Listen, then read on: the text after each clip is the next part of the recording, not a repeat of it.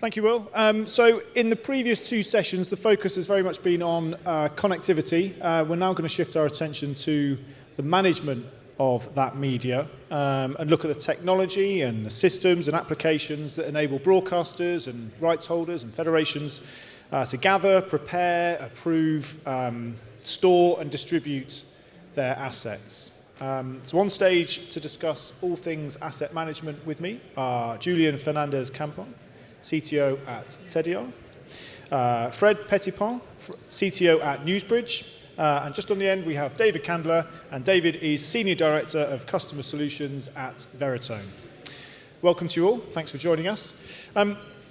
You all have a slightly different view of the world of asset management, so I wanted to start by each of you just giving a brief, and when I say brief I'm saying sort of 1 to 2 minutes maximum, but just a brief idea of the services that you provide and the kinds of things that you're asked for at the moment. Starting with you, Julian. Okay, thank you. Yeah, our value proposition is to be offering a no-code media integration platform where all the applications which are part of the content supply chain are integrated in the same way. So it doesn't matter the different integration methods, APIs, media allocation requirements, they are all integrated in the same way, including the MAM. We are also offering a media asset management solution, which is also supporting UHD, HDR, 360 videos and everything, but it is integrated in the same way. So the difference that we are offering is that in the past, all these systems, the media asset management system, were including all these integration capabilities inside, but now the platform is integrating everything which is needed for the content supply chain. Perfect, very neat. Fred, over to you. Yes, I think to us, MAM, we call this a media hub. The promise we have is to basically always about access to content. So the promise we have is to provide the right moment a user need in less than 2 seconds, whether it's like 40 petabytes of archive or 40 live concurrent live streams. So we do that for sport federation, clubs, rights owners, and we are using what we call multimodal AI to do that. So it's basically cross-analyzing context, faces, transcription, and so on to understand what is about the video. So if you take like monomodal AI and you look at us, for example, the way it would work usually is, well, I detect glasses, I detect a microphone, I detect shoes, but you cannot do really a lot of stuff with that. So what we do is basically what you want to know is this is SVG panel about MAM, and this is what user will be looking as a content. So this is what we do, basically. Perfect, thank you. David. Veritone is an enterprise AI company, and in sport we do many things. We do archive licensing, we do short-form licensing, we do ethical voice cloning, and all kinds of things. But digital asset management, we have a media hub as well, but it's really there for before, during, and after any sports event. And we can be on the peripheral of the production piece, giving global access to media, to stakeholders like press associations, broadcasters, sponsors, etc. And then we're building an archive. So when the rights come back from the live rights and turn into archive, we have a licensing arm that basically monetize for you as well. But it's all underpinned by our operating system for AI called AIware, where we have over 500 cognitive engines powering deep discovery across the media asset management. Perfect, thank you. So we've heard a little bit today about the engagement of audiences. What role does an effective asset management system play in helping to support those aims? Yeah, well, I think that the main role is to be offering, as we've seen here, is to be offering content that can be making the story that the broadcaster or the owner of the content they want to tell. So if you have a media asset management system where you have a lot of content, but you cannot access to that content, you cannot publish that content, or you cannot find to make the story, this will be a problem. So now that we have more targets, more platforms where we want to be, we've been seeing today about the TikTok and different things. So the main role for us is to be able to be providing this content in a very agile and easy way to find them and to make the story. I think one of the things that it sounds obvious, but one of the main challenge we have, I think in the European market specifically, is to convince our customer that they can sell their content. And most of them think they have like, oh, I got rights to clear, or it's going to be complex, or so on. But I mean, when you realize that you can sell 1 minute of content, like just one clip of 1 minute, from $50 to like $1,000 or $15,000, I mean, you can make a lot of money with it. And specifically for Veritone, where I mean, COVID really hit them hard. It's really a new revenue stream that you can have. And that's the mission we have to evangelize the market about that. And even if it's not necessarily a major league to even minor league, there are a lot of money they can make with it. I just echoing that, the monetization is crucial. If we do many things for sports, but it really boils down to two things: using AI to make operational efficiencies in workflows, and making monetization opportunities. So, we use our asset management to drive archive licensing, but also digital short-form licensing in the event, but that means it's basically post-embargo, so it's going to be, fan engagement, news presses, access to short-form content like that. But as you say, a very small clip that's used in an advert in the US that comes from a sports thing is thousands and thousands of dollars. So but you have to have somewhere to orchestrate it in a MAM.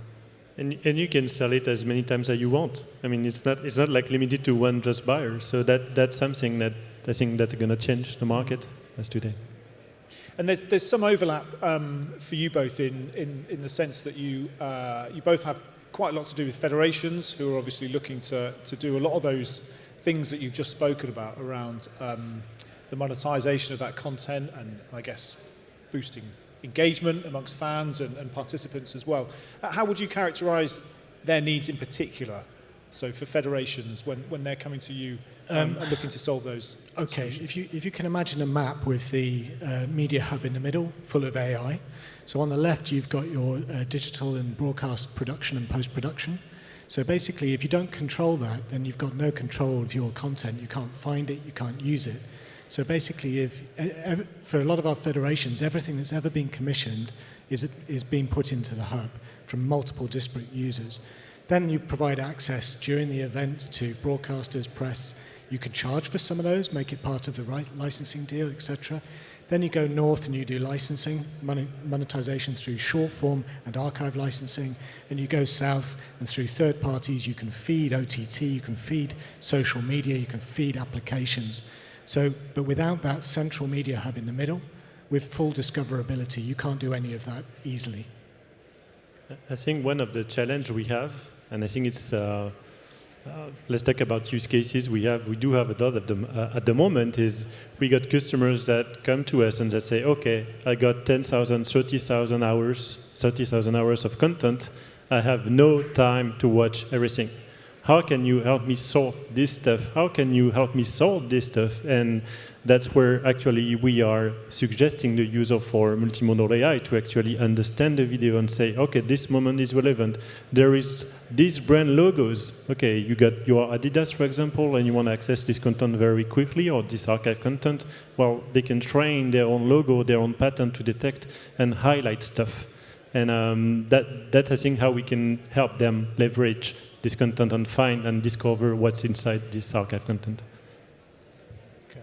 Julian, we've heard quite a bit about AI. I wanted to ask you what you feel will be the key technologies that are going to shape the solutions that you're able to provide customers with. Yeah, one of course is AI. Yeah. And in our case, what we do is to integrate different tools which are more suitable for each of the use case, of course, because we will be getting all the information which is coming from the AI, and we will be enriching the content so that they can be found and they can be delivered to make money. And the other one is the cloud, not because it is trendy, because many people, they say that they're in the cloud and everything. It is because it is opening a lot of different business opportunities, because you can spin up services really quick. You can be using on demand, you can be flexible. So these are, from our point of view, the two main technologies that are now being demanded. And when we spoke earlier, you mentioned that over the last few years, Tedial has shifted to focus a little bit more around systems integration generally. What's driven that shift? What's kind of prompted that slight move? Yeah, the move was or two things which are kind of related, but they are not the same, which is flexibility and future-proof. Flexibility means that you are able to adapt quickly to the new situations or to create new services really quick. And future-proof is that you can be evolving your platform and integrating new applications as they arise. And this is now with the emerging of the new AI tools, which are more powerful and everything. This is the main driver that has been triggered this kind of move into that system integrations. And what would you say has been the driver for that requirement for flexibility? It is the need to be producing more content and to be adapting to the new competence or the new challenges which are coming in the market, which is being either because these customers, they want to be self-sufficient and they want to be able to build their own workflows and to integrate their own system really quick, or because they want that the service provider can be reacting really quick for the new content needs which are needed. Okay. And on that point around kind of integration, Fred, I wanted to ask you, no asset management system is going to exist in isolation. I think how do you make sure that you're able to be part of that kind of broader asset management ecosystem? So I think a lot of power you have to have machine talking to machine easily. And you don't need, I'm a true believer of no code. So no code is a capacity for any person that you don't need to have a PhD or an engineering degree to actually plug two machines together. Stuff like Zapier, Make, as long as your product is compliant with this kind of product, you can plug, you can build, you can design your own system. It's managed, you don't need to really supervise it, so I'm a true believer of no code when it comes to integration. Yeah, we call the concept, because we're a media hub, and we're basically in front of the Federation stakeholders, we would call the production end, production asset management, the kitchen, and we would refer to ourselves as the restaurant, if you like. So a good example, we do it with many other MAMs, like for example, Iconic and EVS. During the game, they're capturing and harvesting live event, integrating with remote post-production, and then they're publishing to the media hub, for stakeholders to pick up, etc., and to build that library. So a really solid API, open API, and then an architecture that's built for integration in the cloud, absolutely key. I think when it comes to AI, one thing that we observe at the moment, I think everyone knows this Gartner curve, of the hype curve, where you got this peak of expectation and the truth of delusion. And I think AI indexing is on this slope at the moment. People start to realize that, well, you need people to train AI. They didn't tell me that, right? Well, you do people to train AI if you want to have it relevant to your business, if you want to make sure it's talking to your organization language. And I think when it comes to integration, what we observe is the more we're moving forward, the more we're working with archivists, the more they're working with data.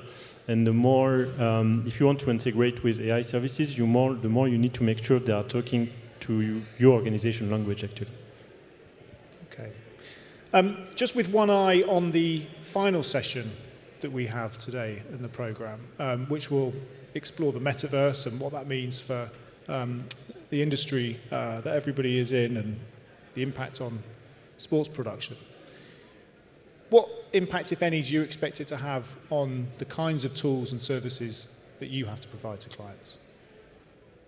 Yeah, I think that one of the main, let's say, concept of the metaverse is to be able to have one immersive experience, and so you will need to have access to some content.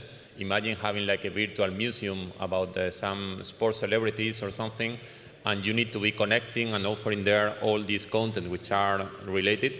So the media asset management system will have to be able to be providing all this information and content easily, not only limit to video, but also to the traditional, as in the past, they used to be called DAMs, that they were managing documents and pictures and other things. So we must be able to be offering in the same way in a very simplified way to be able to be populating this metaverse, that you can be having all this content, you can be navigating there, accessing to some football match or whatever really easy, and with all the related information linked, so that we can maximize the user experience when you are inside the metaverse. Fred, do you see it as an opportunity for Newsbridge? Yeah, I think we got a name for something that did not have a name before. So in my younger age, I played a lot of World of Warcraft, a lot, when I was at university. And you know, in this game, I mean, people were getting married, right? People were ordering pizza from the game. They were all together, discussing, and they're having moments of life. And at some point, what is happening today is kind of the same thing, but like we got like 100,000 of 10,000 times more people doing this kind of stuff, right? So we got brands that are getting interested in it, and all this moment of life, there are new videos, there are new content that we're actually creating, and it makes sense, I mean, to index this kind of stuff and to preserve and make this content live forever, right? For us, it's threefold. There's three elements that we actually do things where we can use today and then tomorrow in the metaverse. So content creation, content management, and content monetization. In content creation, we do ethical voice cloning. We could do custom voice cloning, which today can be used for. We've done a JV with Stats Perform to do Opta Voice, which is live, adding live audio to text. And then we do avatars as well. In the future, in the metaverse, they can be your sonic identity in the metaverse as you enter there. In terms of management, our media hub now is used for the traditional media management, but in the future, and we started using it now actually, because before you put your digital content, you mint it and you make it into NFTs, you need to protect it and apply IP, and we can do that now, and we do that now. And then finally in monetization, because we do archive and short form licensing, it's true monetization of these assets. In the future, if that's the way it's going to go, we will post to OpenSea and other areas like that. So yeah, it's we've got things now that can easily translate. Perfect. Okay. Well, I'm afraid that's all we've got time for. So thank you very much for all those insights. Please join me in thanking our panelists. Thank you Thank you very much. Thank you. Thank you, Julian. Thank you, Fred. Thank you, David.